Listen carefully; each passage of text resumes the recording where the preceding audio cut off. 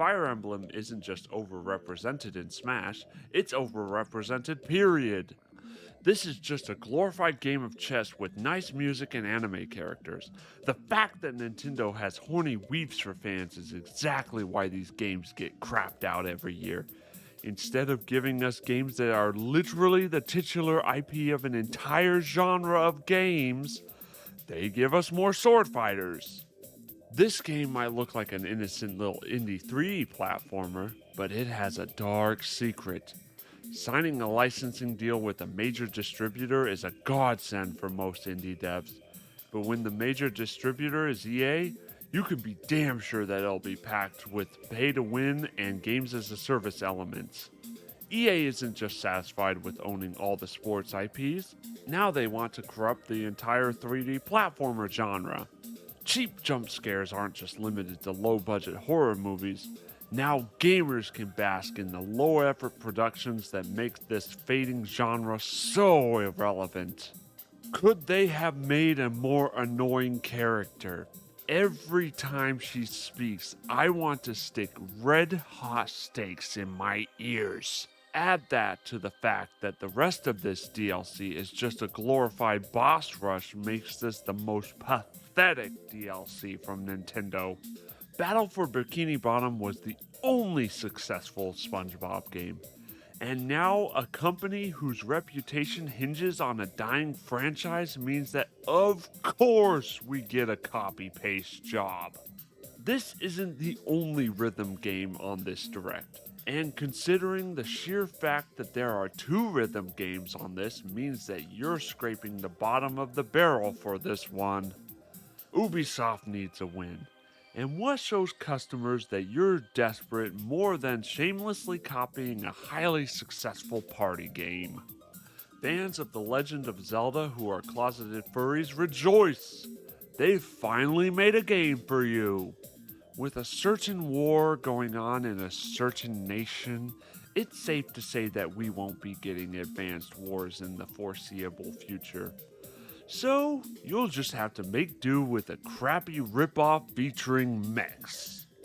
How many lonely incels do we have to get not 1, not 2, not 3, but 4 Stardew Valley clones in the same year? Not to mention, one of them has a sex mode. It's quite the achievement when a Splatfest announcement is the highlight of your entire direct. Square Enix is so obsessed with farting out the same RPG game that they accidentally put out a copy-paste of the first game. Final Fantasy is so played out, the only thing they can do to spice it up is to make it a rhythm game. Nintendo used to be a company of morals. They used to be committed to creating a game that people of all ages could enjoy. Now I know that that is a lie, because they allow developers like Ubisoft full access to their most valuable IP. Ubisoft has yet to address the horrific allegations levied against them, not to mention letting go of the scumbags who are responsible for them. Yet Nintendo still won't pull the rights from them? It is a miracle that this game hasn't been axed. There is not a single player who wants to support this dumpster fire. Nintendo, you just need to cut your losses. Fuck Ubisoft. There is no hope for this Mario & Rabbids game. You know Nintendo is desperate to sell expansion passes when the games they decide to port are antiquated by a game that features all the elements of these games, except with HD graphics. There's a reason Nintendo won't make a new Pilot Wings or Excitebike game, and that's because of the advent of actual sim games.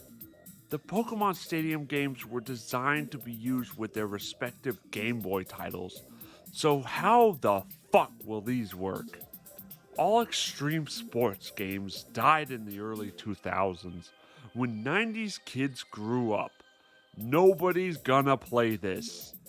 You know your direct is bad when a 30-year-old game has more hype than the newer titles. You know you make too many RPGs when players forget about any aspect of the game seconds after playing it. Nothing screams original like a top-down version of Satisfactory, because looking at art is the epitome of fun. The best way to keep your fans happy is to slowly drip feed them content that should have been in the game to begin with. That's the Nintendo way. They advertise it as having beautiful, sprawling landscapes. Yeah, okay, sure. Do you seriously expect fans to get hyped over 2 tracks? Show us more, you cowards! How tone deaf is Nintendo to think that the feature that will bring back fans is golf? Not to mention it got delayed. This game is dead.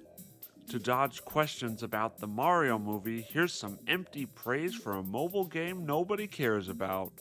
But hey, at least we're getting Pikmin 4. It's just a reskin of Just Dance 22 with the newest generic pop music. We already knew this was coming. We already know that it releases in October. There's no reason for this to be here except as padding.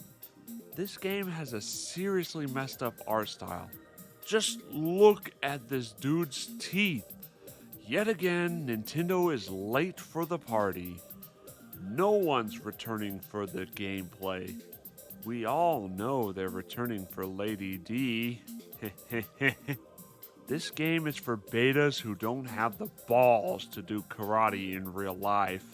Square Enix won't bring Final Fantasy VII Remake to the Switch, so you'll just have to settle for this weird spin-off. No one cares about these stupid little games, just give us some Mario news. Oh my god. This looks just as bad as Brilliant Diamond Shining Pearl. All of these games look so damn bad, they have literally nothing to say about them. More freaking Kirby! We've had enough Kirby this year, and I know that this is a port of a Wii game, but seriously? We've had 2 freaking Kirby games this year. We don't need another. There's plenty of games you can port to the Switch. We don't need another Kirby. This is supposed to be the magnum opus of this direct. Problem is, we knew this game was coming already, and we know when it releases. What could they bring to the table?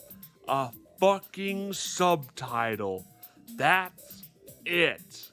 No gameplay, no story, just a new subtitle.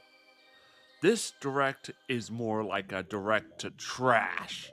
We got absolutely nothing here except a bunch of stupid RPGs and announcements that landed with a resounding thud.